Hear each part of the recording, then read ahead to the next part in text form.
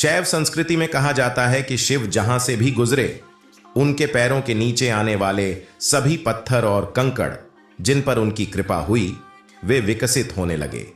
कहते हैं कि उनके विकास में एक पूरा युग लगा। वह शालिग्राम शायद 150 सालों से उनके परिवार में था।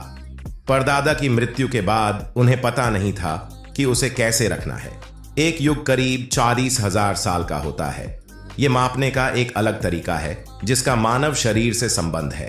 तो उन्होंने 44,000 सालों तक विकास किया और शालिग्राम बन गए। हर गोल पत्थर शालिग्राम नहीं होता।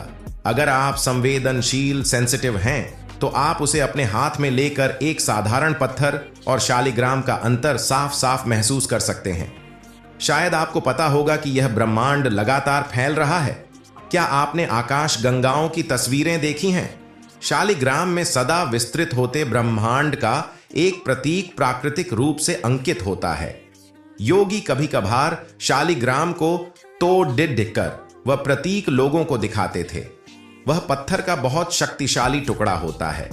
यदि लोगों को पता हो कि उसका इस्तेमाल कैसे किया जाए तो उसका बहुत चमत्कारिक असर होता है। निधि, मेरे घर में एक शालिग्राम है।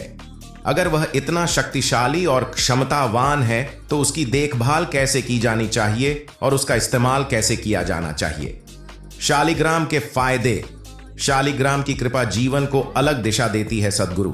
देखिए, अगर आप किसी शिव मंदिर के सामने की किसी दुकान में जाएं तो आप 100 शालिग्राम खरीद सकते हैं, लेकिन वे शालिग्राम नहीं होते, वे बस अंडाकार पत्थर होते हैं। आप जानते हैं कि जब बच्चे समुद्र तट पर या नदी किनारे जाते हैं तो वहां पत्थर इकट्ठा करना उन्हें अच्छा लगता है, यहां तक कि बड़ों को भी।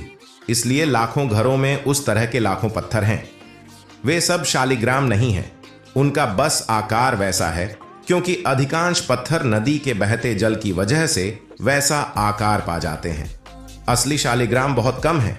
हो सकता है जो आपके पास है उससे आपकी भावनाएं जुड़ी हों। ठीक है, वह आपके लिए कुछ मायने रखता हो, कोई बात नहीं। मैं यह नहीं कह रहा हूं कि उसे फेंक दें। आपको उससे डरने की जरूरत नहीं है क्योंकि मुझे यकीन है कि आप एक शालिग्राम की कृपा में नहीं रह रहे हैं। जब आपके पास एक शालिग्राम होता है तो एक खास तरीके से चीजें घटित होती हैं। वह आपसे आगे भागने लगेगा। आप जितनी तेज दौड़ सकते हैं, जीवन उससे तेज भागेगा। वह आपको एक अलग दिशा में ले जाएगा।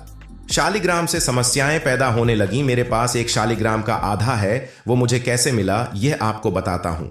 एक परिवार काफी समस्याओं से गुजर रहा था। ऐसा 10-12 सालों से चलता आ रहा था। ध्यानलिंग प्रक्रिया के बाद जब मेरा शरीर पूरी तरह टूट चुका था और वह रहने लायक भी नहीं बचा था, तब मैंने बड़े पैमाने पर कई बार शरीर को ठीक करने के लिए उस शालिग्राम का इस्तेमाल किया। उन्हें समझ नहीं आ रहा था कि क्या करें। फिर वे मेरे पास आए। जब वे मेरे पास आए तो मैंने उनसे पूछा, क्या आपके घर में कोई मूर्ति या कोई वस्तु है? उन्होंने पहले ना कहा। फिर एक महिला वापस आई और कहा कि उनके परदादा के पास एक शालिग्राम था और वे अब भी उसकी पूजा करते हैं। वह शालिग्राम शायद 150 सालों से उनके परिवार में था। परदादा की मृत्यु के बाद उन्हें पता नहीं था कि उसे कैसे रखना है।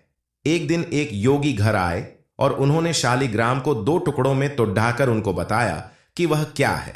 एक टुकड़ा वह अपने साथ ले गए, दूसरा टुकड़ा अब भी उनके पास है और वे अब भी उसे पूजा कक्ष में रखते हैं। तब से उनकी समस्याएं लगातार चली आ रही हैं। ध्यान लिंग प्रक्रिया के असर से मुक्त किया शालिग्राम ने। मैंने उनसे कहा, उसे लेकर आइए, मैं देखता हूं। उसे देखते ही मैं समझ गया, अरे यह तो शिव का एक तत्व है, बहुत ही शक्तिशाली। इसलिए मैंने उनसे कहा, आप इसे मत रखिए। अगर आप यह मुझे दे दें तो मैं हमेशा आपका आभारी रहूंगा, अन्यथा उसे नदी में फेंक दें। उसे अपने घर में मत रखिए। घर में खूब सोचा विचारा गया। यह हमारे परदादा की चीज है। क्या हमें इसे दान कर देना चाहिए? क्या हमें इसे फेंक देना चाहिए? लगभग 1 महीने बाद वे आश्रम आए और शालिग्राम मुझे सौंपकर बोले, इसे आप रखिए। मैंने कहा, आपने यह अच्छा काम किया। वह शालिग्राम मेरे लिए काफी चमत्कारी रहा है, खासकर ध्यानलिंग प्रक्रिया के बाद जब मेरा शरीर पूरी तरह टूट चुका था और वह रहने लायक भी नहीं बचा था। तब मैंने बड़े पैमाने पर कई बार शरीर को ठीक करने के लिए उस शालिग्राम का इस्तेमाल किया। वह शालिग्राम स्पंदित होता रहा और उसने मुझे जीवित और सक्रिय रखा। शालिग्राम को कहाँ रखना चाहिए और उनकी पूजा विधि कुछ दूसरी तरह के शालिग्राम होते हैं जिनका लोगों पर हल्का प्रभाव होता है।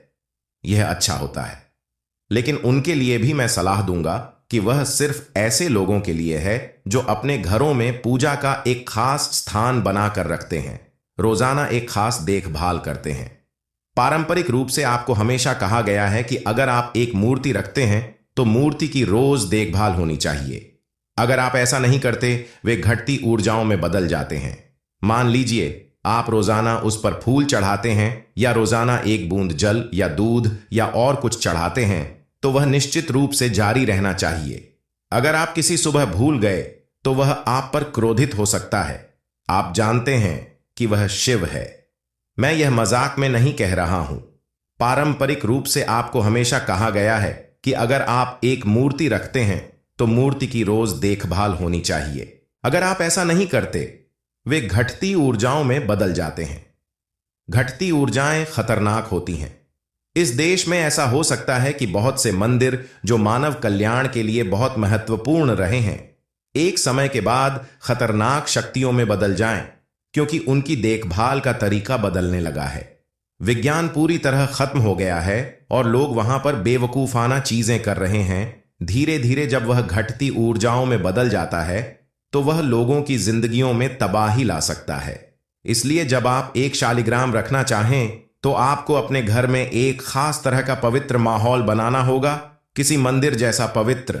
अगर यह संभव नहीं है तो आपको घर में ऐसी चीजें नहीं रखनी चाहिए। अच्छा यह होगा कि आप ध्यान करें और विकास करें।